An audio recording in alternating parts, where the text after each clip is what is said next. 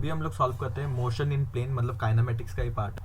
Okay, उसमें सबसे पहले बेसिक से चालू करते हैं वेक्टर्स। ओके, वेक्टर्स से क्या क्या क्वेश्चन पूछे। A particle is moving such that its position coordinate x y are at t equal to 0 पे ये है, टी इक्वल टू 2 पे ये है और टी इक्वल टू 5 पे ये है। Average velocity vector v average from t equal to 0 से 5 तक हमें पूछा है। तो देखो वेलोसिटी को कैसे लिखते हैं वेक्टर फॉर्म में, delta R upon delta T. Okay, हमें कितना पूछा है, टी से लेके 5 तक, तो डेल्टा टी तो 5 सेकंड हो गया, बट डेल्टा आर कैसे निकालेंगे, delta r is r final, ये वेक्टर वेक्टर रहेगा r final minus r initial vector upon अपना 5 जो ये है। तो ये एक्स कोऑर्डिनेट है और ये वाई कोऑर्डिनेट, तो उसको एक्स आई कैप जे कैप में लिखेंगे हम लोग। तो फाइनल वेक्टर क्या है, फिफ्थ वाला ये, तो इसका कुछ काम है ही नहीं, और ये वाला क्योंकि कंफ्यूज करने के लिए दिया है वो। तो final vector is 13i plus 14j, ये हो गया r final, minus r initial क्या हो गया 2i प्लस 3j, ये हो गया आर इनिशियल अपॉन 5। ओके, अभी ब्रैकेट्स ओपन करते हैं, 13 plus 14j minus 2i minus 3j, इसको ऑपरेट करो आप, क्या आएगा 13 माइनस ये 11i, फिर 14 माइनस 3 11j, 11j अपॉन 5। तो 11/5 कॉमन ले लो, i माइनस j, 11/5 माइनस ले लिया, इसमें प्लस आ जाएगा ना क्योंकि 14 बड़ा है। ओके, तो ये i प्लस j हो गया, तो इसका आंसर आ जाएगा फर्स्ट का डी ऑप्शन। ओके, इजी था ये।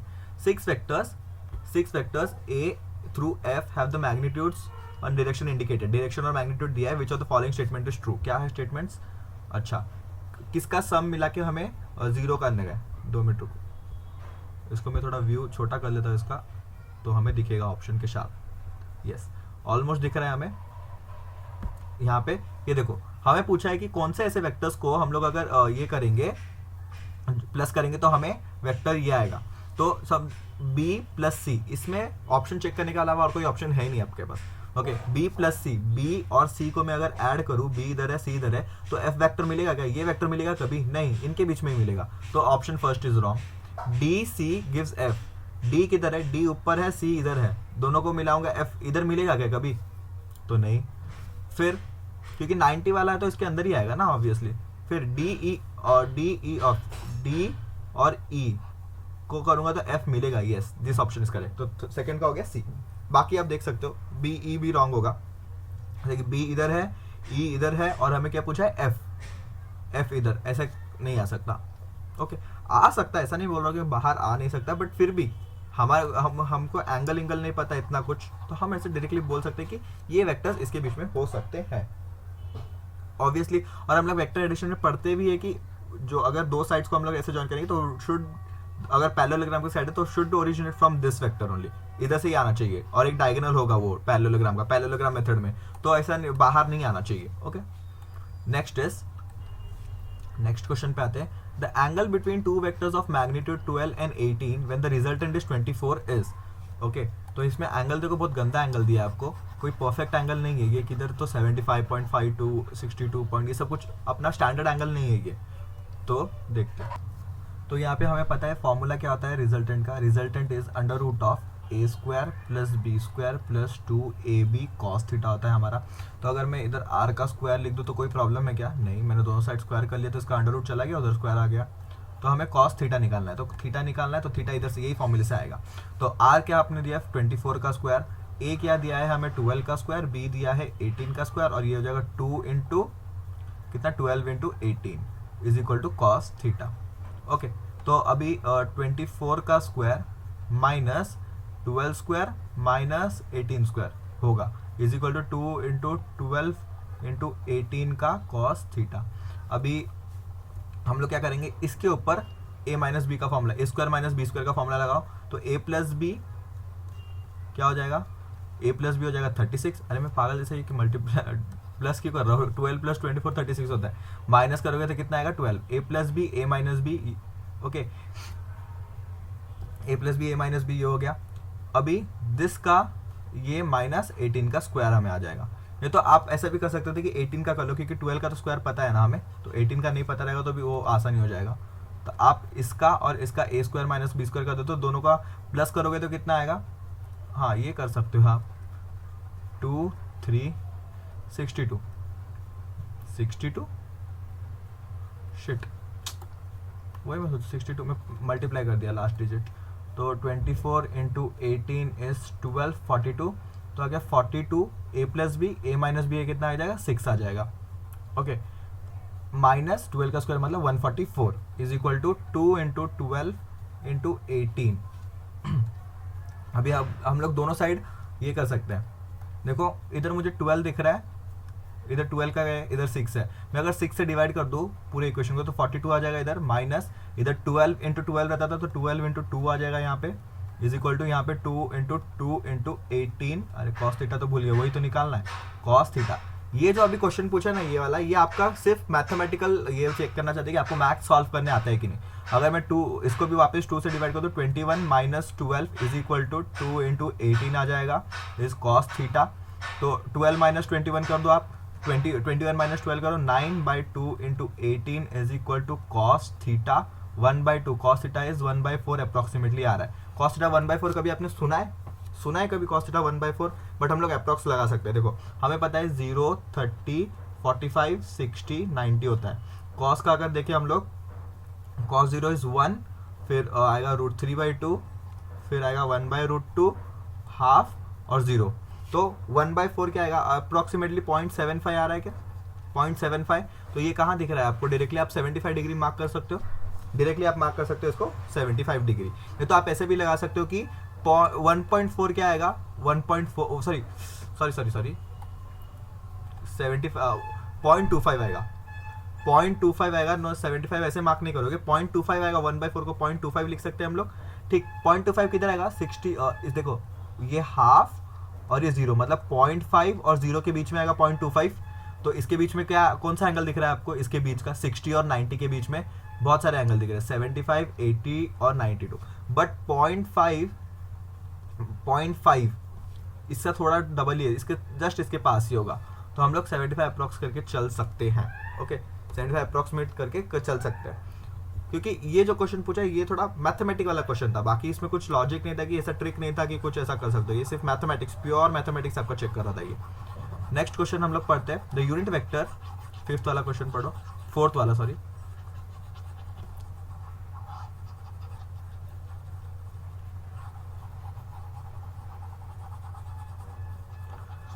तो 4th वाले क्वेश्चन में क्या बोला है, a unit vector is represented by this much this, the value of c is, unit vector का क्या है मतलब इसके पूरे का मैग्नीट्यूड 1 आना चाहिए, तो क्या होगा 0.5 का स्क्वायर प्लस 0.8 का स्क्वायर प्लस c का स्क्वायर शुड बी 1 का स्क्वायर।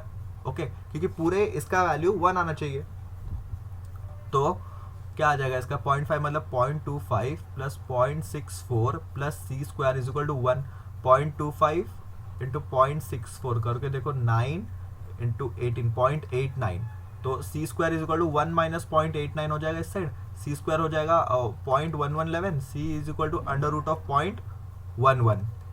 ओके, तो 4th का आंसर आ जाएगा यहाँ पे B. Okay, next, which of the following is not a vector quantity, not a vector, vector कौन नहीं, displacement is a vector, electric field is a vector, acceleration is a vector, work is not a vector, work is scalar, ये पता है। Which of the following is not a vector quantity, देखो कितने simple question आ रहे हैं। Speed is not a vector quantity, speed is not a vector quantity, ये हमें पता है। नेक्स्ट आता है the resultant of A cross, क्या दिया है, ए क्रॉस 0, ये हो गया नल वेक्टर। कोई भी चीज को हम लोग ये नहीं कर सकते ना, वेक्टर को किसी वेक्टर के साथ क्रॉस किया तो वो भी वेक्टर ही रहना चाहिए, तो ए क्रॉस 0 वेक्टर क्या होगा इसका रिजल्टेंट का, क्या पूछा, resultant will be equal to क्या होना चाहिए, 0 वेक्टर ही होना चाहिए, रिजल्टेंट एक 0 वेक्टर होना चाहिए, क्योंकि अगर आप लगाओगे ए स्क्वायर प्लस बी स्क्वायर तो इसमें तो ये 0 आ जाएगा, प्लस 2a और 2ab में ये भी 0 आ जाएगा, अंडर रूट करोगे इसमें प्लस आके 0 वेक्टर ही आ जाएगा पूरा कुल मिला के, it is a 0 vector only. ये तो मैग्नीट्यूड वाला हो गया आपका, मैग्नीट्यूड तो छोड़ो, but it is a 0 vector, ये अच्छा क्वेश्चन है, थोड़ा कंसेप्चुअल बेस्ड था। Next is motion in a plane with constant acceleration वाला केस, जो कि बहुत पूछा जाता है इसमें से। A car starts from rest, okay, accelerates 5 meter per second at t equal to 4. A ball is dropped from the window by a person sitting in the car. What is the velocity and acceleration of the ball at t equal to 6 second? कभी छोड़ा t equal to 4 पे ball छोड़ा, t equal to 6 पे हमें data पूछ रहा है। तो समझो देखो कार से जा रहा है, आपने खाली ड्रॉप किया, बट अगर वो कार से मूव कर रहा था 5 मीटर, एक्सेलरेट्स कार ना, कार एक्सेलरेट कर रहा था 5 मीटर पर सेकेंड से, तो एक्सेलरेशन फ्रॉम रेस्ट, ओके ठीक है। देखो एक्सेलरेशन, बॉडी एक्सेलरेशन के लिए फोर्स चाहिए, फोर्स के लिए कॉन्स्टेंटली कुछ ना कुछ उसको लगना चाहिए। अगर वो बॉडी अगर आप इधर खड़े हो और आपने बॉल को ऐसा पकड़ रखा है, तो आपने बॉल को पकड़ रखा है तो ये भी आपके साथ 5 मीटर, आप कार 5 मीटर से जा रहा है, आप भी जा रहे हो 5 मीटर से, बॉल भी आपके साथ 5 मीटर से एक्सेलरेट कर रहा है। तो t=4 सेकंड पे पहले उसका वेलोसिटी निकालो। जब भी मैंने इसको ड्रॉप किया तब तक उसको 4 सेकंड तक तो उसको कुछ वेलोसिटी मिल गई रहेगी। तो वो ग्राउंड से देखोगे आप, ग्राउंड से अगर मैं देखूंगा तो मुझे ऐसा कुछ हॉरिजॉन्टल मोशन दिखेगा। ओके, नीचे जी लगा रहेगा और ऊपर इसको वेलोसिटी कुछ मिलेगी। ये वेलोसिटी कैसे आएगी? ये वेलोसिटी आएगी v=u+at से। रेस्ट से चालू हुआ, एक्सेलरेट फॉर 5 × 4 सेकेंड, 20 मीटर पर सेकेंड। देखो उसको वेलोसिटी मिल गई इस डायरेक्ट। ये फिर इसको ये वेलोसिटी मिल गई, एक्स डायरेक्शन में v वेलोसिटी ही रहेगी। जब आपने छोड़ दिया तो उसको v वेलोसिटी मिल गई 4 सेकंड पे, अभी ये वेलोसिटी v ही रहेगी हमेशा के लिए। ओके, हॉरिजॉन्टल वाली वेलोसिटी, और नीचे वाली वेलोसिटी बढ़ती जाएगी क्योंकि नीचे तो आपने ड्रॉप ही किया ना, ये वेलोसिटी तो कार के मोशन की वजह से मिली। अभी क्या उसके पास एक्सेलरेशन रहेगा क्या बॉल को ड्रॉप करने के बाद? नहीं, एक्सेलरेशन ऐसे पास नहीं होता है। मतलब आपने एक कुछ चीज को छू लिया तो आपका एक्सेलरेशन उसके पास चला गया, नहीं, आप उसको छू के उसके साथ चलोगे तो आपका एक्सेलरेशन रहेगा उसके साथ। अभी आपने छोड़ दिया तो आप और कार एक सिस्टम पाथ से एक्सेलरेट करियो और वो सिर्फ उसका सिर्फ वेलोसिटी 20 मिला है बस और बस। अब तो अभी सिचुएशन क्या हो गया, ये आ गया v=20 मीटर पर सेकेंड, ये ऐसा कुछ मोशन दिखाएगा। तो हमें क्या पूछा है? स्पीड एट मतलब वेलोसिटी एंड एक्सेलरेशन t=6। चलो अभी मैं इसको t=0 मान लेता हूँ जब मैंने छोड़ा, मतलब उन लोग का क्वेश्चन में जो दिया t=4, तो मेरा t=2, उनका t=6 होगा क्या? होगा। तो t=2 पे क्या हो जाएगा? वेलोसिटी x डायरेक्शन में तो वेलोसिटी 20 ही रहना है, v डायरेक्शन में वेलोसिटी क्या हो जाएगा? vy=uy+at, ay × t। तो vy क्या है पहले वो ढूंढना है, uy पहले क्या था, ड्रॉप किया था तो 0, a क्या हो जाएगा -g, t कितना सेकेंड में? 2 सेकेंड में। ओके, तो vy क्योंकि इधर से इधर तक मतलब 4 से 6 2 सेकेंड, मेरा भी 0 से 2 सेकेंड ही है। तो vy -20। माइनस का साइन मतलब क्या है? माइनस हम लोग ने g इधर लगता है तो माइनस इधर ले लिया, नीचे के डायरेक्शन, मतलब वो नीचे लग रहा है। तो ये भी 20, ये भी 20, उसका नेट वेलोसिटी क्या आ जाएगा? 20√2। हमें पता है दो वेलोसिटी दो वेक्टर्स जिसका मैग्नीट्यूड सेम है तो उनका वेलोसिटी √2 आता है, 20√2, 22, दो ऑप्शन दिख रहे हैं। अभी एक्सेलरेशन क्या रहेगा क्या बॉडी के पास? एक्सेलरेशन रहेगा क्या, बताओ मुझे। एक्सेलरेशन क्या हो जाएगा? हाँ रहेगा ना एक्सेलरेशन, हाँ हॉरिजॉन्टल में नहीं रहेगा। उन लोगों ने बोला है कि हॉरिजॉन्टल एक्सेलरेशन निकालो, नहीं, उन लोगों ने बोला एक्सेलरेशन निकालो। अगर आप 0 टिक करके आ गए तो गलत हो गया क्योंकि आपने जी को नेग्लेक्ट कर दिया। जी तो है ना, यही तो एक्सेलरेशन है, वेलोसिटी, क्योंकि इधर 0 था, इधर आके 20 हो गया, तो किसने किया ये काम? हवा में हो गया? नहीं, it is done by acceleration. तो first option is correct for 20 का। बहुत अच्छा क्वेश्चन है, बहुत सही क्वेश्चन था ये। Okay, The xy coordinate of a particle at any time is given as x और y दिया है, where x and y are in meter t in second. The acceleration of the particle at t=2 second. मतलब हमें दोनों का पहले y को अलग से डिफरेंशिएट करो, उसका वेलोसिटी, फिर उसका एक्सेलरेशन निकालो, फिर y को करो, फिर दोनों का ये निकाल के देखो। तो x क्या दिया हमें? 5t - 2t²। ओके, तो इसका डिफरेंशिएट करोगे तो क्या है? 5 - 4t। इसका डिफरेंशिएट करोगे तो क्या आएगा? -4। ये हो गया x का एक्सेलरेशन। y क्या दिया है हमें? 10t। वेलोसिटी क्या हो जाएगा? वेलोसिटी हो जाएगा 10। ओके, और एक्सेलरेशन हो जाएगा ay=0। तो नेट एक्सेलरेशन कितना आ गया? -4। तो 9th का हो गया आपका b। ओके, इजी क्वेश्चन था। A particle starting from origin 0,0 moves in a straight line xy plane. Its coordinate at the later time is √3. The path of the particle makes with an angle.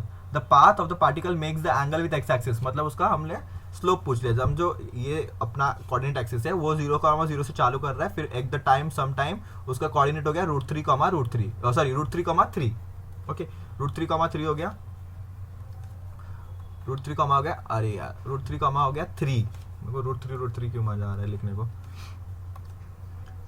Okay, तो ये x हो गया, ये y हो गया। तो हमें पूछना है कि हमें बताना है ये एंगल क्या होता है? ये m tan थीटा होता है क्या? tan थीटा क्या होता है? dy/dx, या तो y/x, कोई भी ले लो, क्योंकि dy/dx लोगे तो भी क्या होगा? ये 0 ही है ना, 0 ही है, दूसरा रहता तो कुछ होता था फर्क। तो इसमें क्या आ जाएगा? y कोऑर्डिनेट क्या है? 3/√3 इज इक्वल टू √3। tan √3 कब होता है? tan √3 60 आई थिंक सो ना, तो 10th का आ जाएगा b। Okay, a particle moves in a plane with constant acceleration in a in a direction different from the initial velocity. The particle is the path of the particle is नहीं, the path of the particle क्या है. देखो ये हमारे ना I think so NCERT में शायद एक लाइन दिया रहेगा. ओके तो क्या है कि अगर कोई भी पार्टिकल मोशन कर रहा है, एक्सेलरेटेड मोशन कर रहा है, तो या तो वो स्ट्रेट लाइन मोशन होगा या तो पैराबोलिक होगा. ओके या तो स्ट्रेट लाइन मोशन, क्योंकि इसमें भी कांस्टेंट एक्सेलरेशन वाला रहता है, और इसमें भी अगर वो एक्सेलरेट कर रहा है या तो स्ट्रेट लाइन में मूव करेगा या तो पैराबोला, और कुछ नहीं हो सकता. तो इसमें आपको क्या दिख रहा है, स्ट्रेट लाइन, पैराबोला. इनमें से इसने क्या बोला है, particle moves in a plane, एक प्लेन में मूव करता है. पहली बात तो ठीक है, ये प्लेन में मूव करता है. ये तो constant acceleration in a direction different from initial velocity. आपने इनिशियल वेलोसिटी इधर दी, उसका एक्सेलरेशन तो हमेशा जी ही लग रहा है, different from initial velocity. Okay तो मूव कर रहा है इधर, एक्सेलरेशन लग रहा है अलग जगह, क्योंकि अगर स्ट्रेट लाइन बोलोगे तो एक्सेलरेशन भी इधर होगा, या तो इधर होगा या तो इधर होगा. एक्सेलरेशन किधर भी हो सकता है, वेलोसिटी आगे भी हो सकता है, पीछे भी हो सकता है, बट इन द डायरेक्शन ही होगा ना, इन द डायरेक्शन या तो ऑपोजिट डायरेक्शन. मैं ऑपोजिट नहीं बोला, डिफरेंट डायरेक्शन. तो best suitable answer for is parabola. A body of 3 kg moves in xy plane under the action of force this much. Assuming that the body is at rest at t equal to 0, the velocity of the body at t equal to 3 second. हमें दे दिया है force और मास दिया है, तो हमें acceleration निकालना, ये हमारा दायित्व है. m इज इक्वल टू ए, तो एक्सेलरेशन क्या आ जाएगा, f is 6t square plus 4t, ये j और i कैप है, डिवाइड बाय मास 3 kg कर लो, तो ये हो जाएगा 2t square i cap plus 4/3t j cap. ये हो गया एक्सेलरेशन आपका. Okay now velocity of the body at 3 second. अभी वेलोसिटी निकालने बोला है, तो हमें इंटीग्रेट करना पड़ेगा क्या, यस इंटीग्रेट करना पड़ेगा. तो हम x वाला कंपोनेंट अलग निकाल सकते हैं, y वाला कंपोनेंट अलग निकाल सकते हैं. तो x वाले कंपोनेंट को ले लो 2t स्क्वायर, क्योंकि हमें i j के फॉर्म में दिया ना, तो वैसे ही ले लेते हम लोग. t एक्सेलरेशन ये ले लेते हैं, इधर आ जाएगा dt, इधर आएगा v, इंटीग्रेट कर दो तो यहाँ से आ जाएगा vx, क्या आ जाएगा 2t³ 3.